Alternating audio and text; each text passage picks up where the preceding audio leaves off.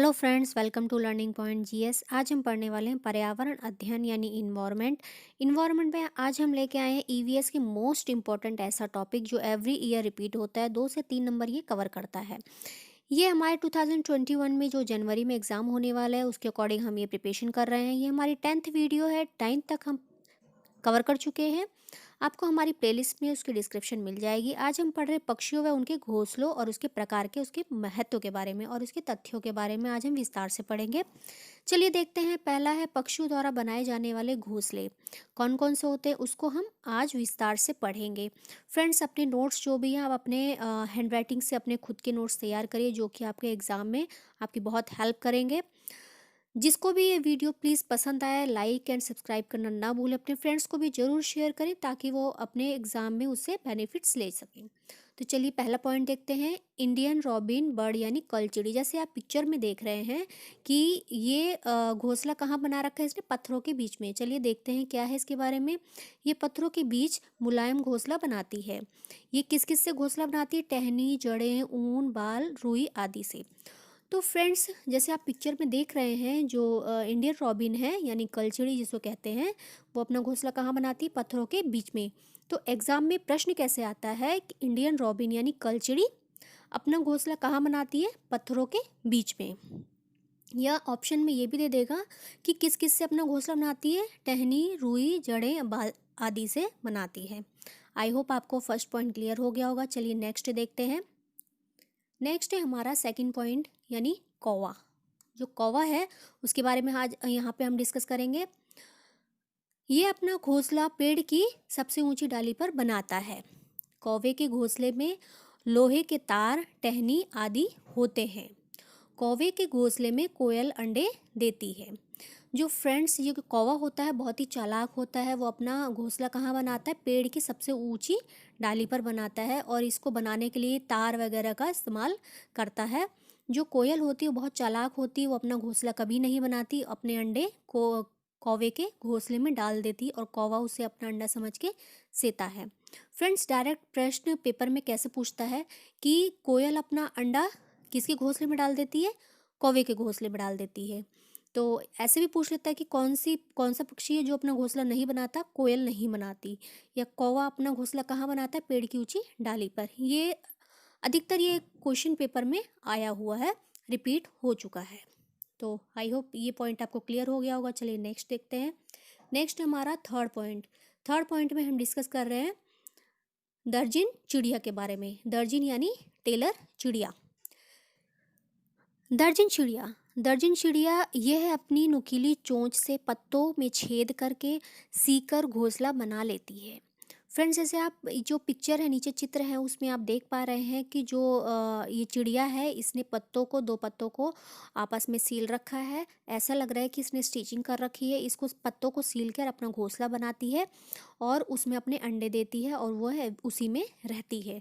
तो डायरेक्ट जो पेपर में आता है प्रश्न कैसे आता है कि कौन सी चिड़िया पत्तों को अपनी चोंच से सील के घोंसला बनाती है और उसमें अंडे देती है? तो दर्जन चिड़िया यानी टेलर चिड़िया। इसको कभी कभी टेलर चिड़िया के नाम से भी प्रश्न आ जाता है। तो आई होप आपको ये क्लियर हो गया होगा कि जो दर्जन चिड़िया है वो पत्तों को सील कर अपना घोंसला बनाती है। तो चलिए अब नेक्स्ट देखते हैं। नेक्स्ट है फोर्थ पॉइंट। चौथा है हमारा वीवर पक्षी। वीवर पक्षी यानी नर, जो नर वीवर होता है उसके बारे में बता रहे हैं। वीवर पक्षी घोंसला बनाता है तथा मादा उसी से उसे चुनती है। जो वीवर पक्षी होते हैं उसमें जो नर वीवर होता है वही सिर्फ घोंसला बनाने का काम करता है। वह बहुत सारे घोंसले बनाता है, 5 6 7 जितना भी है वो घोंसले बनाता है। और जो मादा वीवर होती है उनमें से जो सबसे सुंदर घोंसला होता है उसको चुनती है और उसमें अपने अंडे देती है और उसी में वह लोग रहते हैं। एग्जाम में प्रश्न कैसे पूछ लेता है कि वीवर पक्षी में से कौन घोंसला बनाता है, नर कि मादा? तो अभी हमने डिस्कस किया जो वीवर पक्षी होता है उसमें नर वीवर होता है, वो घोंसला बनाने का काम करता है और जो मादा वीवर होती है वो उसमें रहती है, उसमें अंडे देती है। वह अपने घोंसले को खुद चुनती है। तो चलिए पांचवा पॉइंट देखते हैं, फाख्ता पक्षी। फाख्ता पक्षी के बारे में जैसे आप नीचे देख रहे हैं, चित्र के बारे में देख रहे हैं, यहाँ पे चित्र बनाया हुआ है। कैक्टस के कांटों के बीच या मेहंदी की मेड़ में अपना घोंसला बनाता है। जो फाख्ता पक्षी होता है वो कहाँ अपना घोंसला बनाता है? कैक्टस के कांटों के बीच में या मेहंदी की मेड़ पर अपना घोंसला बनाता है। तो पेपर में प्रश्न डायरेक्ट कैसे आ जाता है कि जो फाख्ता पक्षी अपना घोंसला कहाँ कहाँ बनाता है। बहुत सारे ऑप्शन दे देगा आपको, 4 ऑप्शन दे देगा। उसमें से अगर कैक्टस आता है, कैक्टस के कांटों के बीच में या मेहंदी की मेड़ में, तो आपका ऑप्शन सही होगा। आई होप आपको इस पक्षी के बारे में यहाँ पे क्लियर हो गया होगा। फ्रेंड्स, इसको साथ के साथ नोट डाउन करते जाइए और आपको अगर वीडियो अच्छी लग रही है तो अपने फ्रेंड्स को शेयर करना ना भूलें। तो अभी हमने पढ़ा फाख्ता पक्षी के बारे में। फाख्ता पक्षी के बारे में काफ़ी बार पेपर में पूछा जा चुका है और जो हम पक्षियों के बारे में पढ़ रहे हैं ये 2 से 3 नंबर कवर करता है। तो आई होप आपको ये क्लियर हो गया होगा। फाख्ता पक्षी कैक्टस के कांटों के बीच में और मेहंदी की मेड़ में अपना घोंसला बनाता है। चलिए नेक्स्ट देखते हैं। नेक्स्ट है छठा पॉइंट हमारा, गौरैया और कबूतर पक्षी। आप देख रहे हैं गौरैया और कबूतर, इसका चित्र भी आप देख रहे हैं। गौरैया आमतौर पर घर के आसपास घोंसला बनाती है, अलमारी के पीछे, छत पर या आईने के पीछे। जो कबूतर होता है, कबूतर पुराने मकान में या खंडहरों में अपना घोंसला बनाता है या खाली जो मकान होते हैं उसमें अपना घोंसला बनाता है। तो प्रश्न कैसे आता है? गौरैया और कबूतर अपना घोंसला कहाँ बनाते हैं? पुराने मकानों में या अलमारी के पीछे, इस तरह से अपना घोंसला बनाते हैं। तो जो पेपर में है वो प्रश्न कैसे आ जाएगा? दोनों को साथ में भी पूछ लेंगे और दोनों को अलग अलग भी पूछ लेंगे। अगर गौरैया के बारे में पूछते हैं सिंगल, तो आप डायरेक्ट बता सकते हैं कि अलमारी के पीछे, छत या आईने के पीछे अपना घोंसला बनाती है। और जो कबूतर होता है वो पुराने घरों में या खंडहरों में अपना घोंसला बनाता है। तो फ्रेंड्स, ये हमने अपने 6 पॉइंट क्लियर कर लिए, यानी हमने यहाँ पे 6 पक्षियों के बारे में डिस्कस कर लिया है। चलिए हम नेक्स्ट देखते हैं। 7वां पॉइंट हमारा, बसंत गौरी पक्षी। बसंत गौरी पक्षी जो होती है वो पेड़ के तनों में गहरा छेद बनाकर अंडे देती है। जैसा आप चित्र में देख रहे हैं, जो बसंत गौरी है उसने जो पेड़ है उसके अंदर जो होल किया है, छेद किया है बड़ा सा, और उसमें देखिए एक चित्र में 2 बच्चे उसकी दिख भी रहे हैं। तो जो बसंत गौरी होती है वो पेड़ के तने में छेद करके उसमें अंडे देती है, उसमें अपने बच्चे पालती है। तो ये अभी हमने डिस्कस किया बसंत गौरी के बारे में। पेपर में डायरेक्ट ऐसे पूछ लेता है कि कौन सा पक्षी है जो पेड़ के तनों में गहरा छेद करके अपने अंडे देता है या देती है। कौन सी है? बसंत गौरी पक्षी है जो पेड़ के तने में गहरा छेद करके अपने अंडे देती है। चलिए नेक्स्ट देखते हैं। 8वां पॉइंट है हमारा, 8वें पक्षी के बारे में डिस्कस करेंगे, शक्कर खोरा पक्षी। जो शक्कर खोरा पक्षी है ये भी काफ़ी इम्पोर्टेंट है, काफ़ी बार आया हुआ है। यह पेड़ या झाड़ी की डाली पर लटकता घोंसला बनाता है। इसमें रुई, सूखे पत्ते व कपड़ों के चीथड़े होते हैं। जो फ्रेंड्स, आपने काफ़ी बार अगर गांव में या बाहर आप कहीं देहात एरिया में गए होंगे तो आपने देखा होगा पेड़ से लटकता हुआ घोंसला। जो पेड़ से लटकता हुआ घोंसला होता है, जैसे चित्र में आप देख पा रहे हैं, ये शक्कर खेरा जो है वो बनाता है। ये घोंसला किस किस चीज़ का होता है? रुई, सूखे पत्ते का, कपड़ों के चीथड़ों का ये घोंसला होता है। तो डायरेक्ट प्रश्न ऐसे आता है, शक्कर खोरा जो है वो किससे अपने घोंसले बनाता है? पुराने कपड़ों से और रुई से। तो चलिए नेक्स्ट देखते हैं। 9वां पॉइंट, 9वां है हमारा उल्लू पक्षी। जो उल्लू पक्षी होता है उसका चित्र आप देख पा रहे हैं। यह एक रात्रिचर यानी रात में देखने वाला प्राणी है जो अपनी गर्दन पीछे तक घुमा लेता है। कितनी घुमाता है? 360 डिग्री। तो पेपर में प्रश्न कैसे आता है? 360 डिग्री तक कौन सा पक्षी अपनी गर्दन घुमा लेता है, या सब पूरी पीछे तक अपनी गर्दन कौन सा पक्षी घुमा सकता है? कौन सा पक्षी है? उल्लू पक्षी है।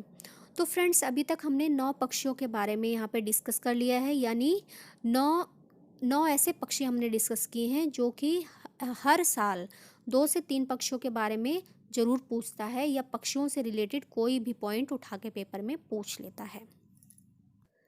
चलिए नेक्स्ट देखते हैं। नेक्स्ट है हमारा 10वां पॉइंट, यानी मैना पक्षी।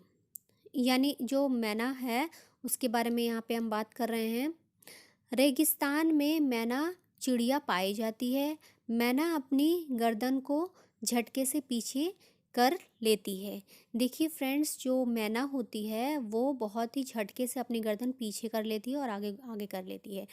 तो पेपर की दृष्टि से अगर हम देखें तो प्रश्न कैसे पूछा जाता है। प्रश्न पूछते हैं कि कौन सी ऐसी पक्षी है, कौन सी ऐसी चिड़िया है जो अपनी गर्दन झटके से पीछे घुमा लेती है। तो मैना पक्षी है। या पूछ लेंगे कि मैना पक्षी कहाँ पाई जाती है, तो रेगिस्तान में पाई जाती है। फ्रेंड्स, हम एज इट इज़ ऐसे ही पॉइंट्स उठा रहे हैं जो एनसीईआरटी में दिए हुए हैं या एनसीईआरटी में बताया गया है। हम एनसीईआरटी की ही लाइंस उठा के आपको बता रहे हैं। चलिए नेक्स्ट देखते हैं। हमारा 10वां पॉइंट 11वां पॉइंट है हमारा बगुला पक्षी। यानी हम बगुला के बारे में यहाँ पे चर्चा करेंगे। जो बगुला होता है वो आपने देखा है वाइट कलर का होता है, जैसे आप चित्र में देख पा रहे हैं। बगुला भैंस पर बैठकर उसके कीटों को खाता है। जो बगुला होता है वो भैंस के ऊपर बैठ जाता है, उसके जो कीट होते हैं उसको खाता है। भैंस को कीड़ों से छुटकारा मिलता है और बगुले को भोजन मिल जाता है। तो फ्रेंड्स, जो भैंस होती है उसके कान में भी कीट होते हैं और शरीर के ऊपर भी होते हैं, जो होते हैं उसको बगुला बैठ के चुन चुन के खाता है। तो ऐसे पूछता है कि भैंस के ऊपर बैठ के कौन सा पक्षी है जो कीटों को खाता है, तो बगुला पक्षी है।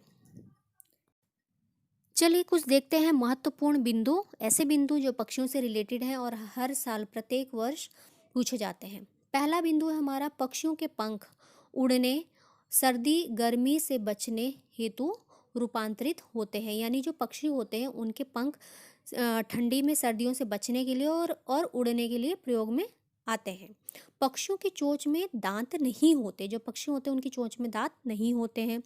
पक्षियों में मूत्रशय नहीं होता। यह प्रवास पर जाते हैं। यह समतापी प्राणी होते हैं। यानी जो पक्षी होते हैं, जैसे हम लोग मलमूत्र अलग अलग त्यागते हैं, वह मलमूत्र एक साथ ही त्यागते हैं। पक्षियों के हृदय में 4 कोष्ठ होते हैं। यानी जो पक्षी होते हैं उसके हाड़ के 4 कोष्ठ यानी 4 खाने होते हैं। गौरैया, फाख्ता, शक्करखोरा जोड़े में रहते हैं। कौन कौन से पक्षी जोड़े में रहते हैं? गौरैया, फाख्ता, शक्करखोरा। अपना घोंसला स्वयं बनाते हैं। ये जोड़े में रहते हैं, अपना घोंसला स्वयं बनाते हैं। कीवी, पेंगुइन, रिया और शुतुरमुर्ग ना उड़ने वाले पक्षी हैं। यानी ये पक्षी उड़ नहीं पाते। पक्षी केवल अंडे देने के लिए घोंसला बनाते हैं अप्रैल महीने में। यानी फ्रेंड्स, जो पक्षी होते हैं वह जो घोंसला बनाते हैं, क्यों बनाते हैं घोंसला? अंडे देने के लिए। तो पेपर में प्रश्न कैसा आता है? पक्षी घोंसला क्यों बनाते हैं? अंडे देने के लिए पक्षी घोंसला बनाते हैं। नेक्स्ट है हमारा पक्षियों की हड्डी खोखली होती है, उसमें हवा भरी होती है। जैसे हमारी हड्डी मजबूत होती है, उनकी हड्डी में कोई जान नहीं होती है, ताकत ज़्यादा नहीं होती, वो खोखली होती है। पक्षी एक ही समय में 2 आँखों से 2 अलग-अलग चीज़ों पर नज़र रख सकते हैं। यानी कि जो उनकी आँखें होती हैं वो दोनों तरफ होती हैं। यानी उनकी पुतली घूमती नहीं है, वो दोनों अलग-अलग दिशा में देखते हैं। पक्षी देखने हेतु अपनी गर्दन को ज़्यादा घुमाते हैं, क्योंकि उनकी आँखों की पुतली घूम नहीं सकती। फ्रेंड्स, जैसे अभी मैंने बताया कि जो पक्षी होते हैं उनकी 2 आँखें 2 दिशा में होती हैं, उनकी पुतली नहीं घूमती, इसलिए अपनी गर्दन को बार-बार झटके से घुमाते रहते हैं। नेक्स्ट है चील, बाज, गिद्ध हमसे 4 गुना ज़्यादा दूर तक देख सकते हैं। यानी इनकी आँखें हमसे 4 गुना ज़्यादा तेज होती है, आई साइड यानी उनकी दृष्टि। तो पेपर में प्रश्न कैसे आता है?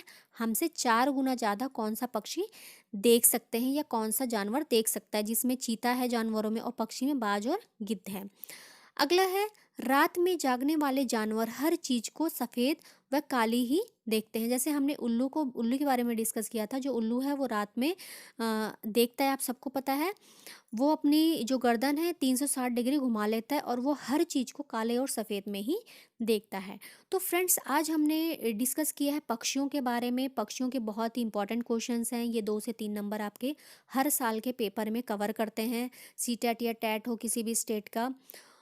आई होप फ्रेंड्स, आपको ये जो हमारा टॉपिक है आज का अच्छा लगा होगा और आपको अपने डाउट्स भी क्लियर हुए होंगे। कोई भी डाउट है या कोई भी क्वेश्चंस है तो प्लीज़ कमेंट बॉक्स में ज़रूर करिए। बेल आइकन को प्रेस करना ना भूलिए। अपने फ्रेंड्स को भी ये वीडियो ज़रूर शेयर करिए ताकि उनको भी अपने आने वाले एग्ज़ाम है जो जनवरी में सीटेट का, उसमें हेल्प मिल सके। Thank you for watching friends.